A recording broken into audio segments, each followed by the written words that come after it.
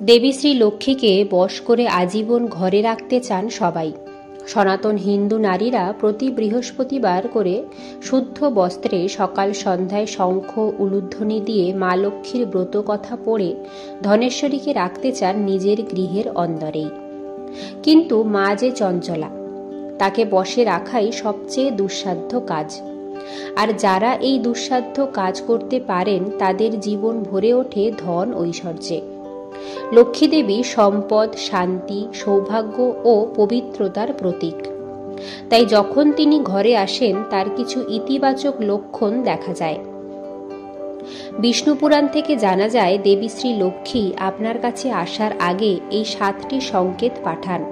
অর্থাৎ এই কয়েকটি সংকেত দেখলেই আপনি বুঝতে পারবেন আপনিও হতে চলেছেন মা লক্ষ্মীর প্রিয় এবং খুব শীঘ্রই দেবী লক্ষ্মীর কৃপাদৃষ্টি প্রাপ্ত করবেন। এখন চলুন জেনে নেওয়া যাক সেই কয়েকটি সংকেত। মাতা লক্ষ্মী কারো কাছে চঞ্চলা তো কারো কাছে অচলা। যাদের কাছে তিনি অচলা তাদের সুখ, সম্পত্তি, ধন, ঐশ্বর্যের কোনো সীমা থাকে না। দেবী লক্ষ্মীর আগমনের প্রথম সংকেত হলো চারিদিক সবুজ হয়ে ওঠে, যেন শস্য শ্যামলা। অনেক সময় দেখবেন বাড়ির আশেপাশের গাছগুলো কোনো কারণ ছাড়াই শুকিয়ে যায়, সেটা হলো অশুভ সংকেত। আবার কখনো নজর কাড়া সবুজের সমারোহে চোখ জুড়িয়ে যায়। এই সবুজের সমারোহ হলো মা লক্ষ্মীর আগমনের বার্তা। চারিদিক শুধু সবুজ নয়, বরং প্রকৃতি ভরে ওঠে ফুলে ফলে সৌরভে। আসলে মা লক্ষ্মীকে স্বাগত জানাতে মাতা প্রকৃতির এই আয়োজন। ধনেশ্বরীর আগমনের দ্বিতীয় সংকেত হলো লক্ষ্মী প্যাঁচা, যে কিনা মায়ের বাহন।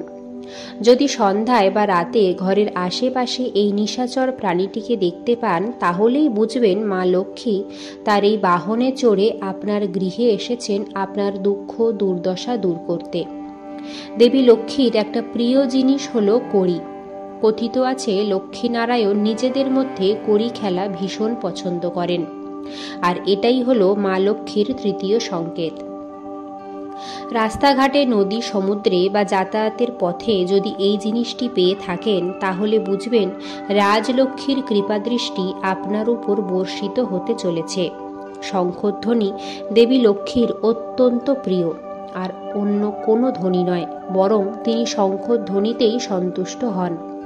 তাই সকালে ঘুম থেকে উঠে যদি শঙ্খধ্বনি শোনেন বা শঙ্খের আওয়াজে যদি আপনার ঘুম ভাঙে, জানবেন দেবী লক্ষ্মী আপনার ঘরে আসতে চলেছেন।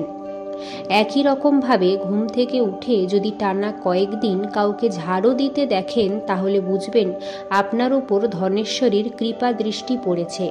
হঠাৎ কোনো অপ্রত্যাশিত টাকা ফিরে পেলেও বুঝবেন মা লক্ষ্মী আপনার উপর সন্তুষ্ট। আরও একটা খুব গুরুত্বপূর্ণ সংকেত, যেটা অনেকেই জানেন না, ঘরে কালো পিঁপড়ের আগমন বা কালো পিঁপড়েকে চিনির দানা খেতে দেওয়াও শুভ। আরও একটা ঘটনা ঘটলে বুঝবেন মা লক্ষ্মী আপনার উপর তার কৃপা দৃষ্টি রেখেছেন। সেটা হলো ঘুম থেকে উঠেই যদি সুমিষ্ট গন্ধে আপনার মন ভরে যায়। কারণ মাতা চঞ্চলার মন পরিষ্কার সুমিষ্ট গন্ধযুক্ত ঘরে কিন্তু স্থির। তাই যদি জানেন আপনার আশেপাশে এমন কোনো জিনিস নেই যাতে সুন্দর গন্ধ বেরোতে পারে, তবুও ঘরটা যদি সুন্দর গন্ধে ম করে, বুঝবেন গৃহে লক্ষ্মীর আগমন ঘটেছে। এছাড়াও গৃহের সামনের গাছে যদি কোনো পাখি বাসা করে, জানবেন সেটা খুবই শুভ। বা কোনো গোমাতার আগমন ঘটে তাহলেও জানবেন আপনার গৃহ সুখ, শান্তি, ধন, সম্পত্তি, ঐশ্বর্যে ভরে উঠতে চলেছে। ভিডিওটা ভালো লাগলে একটা লাইক করবেন।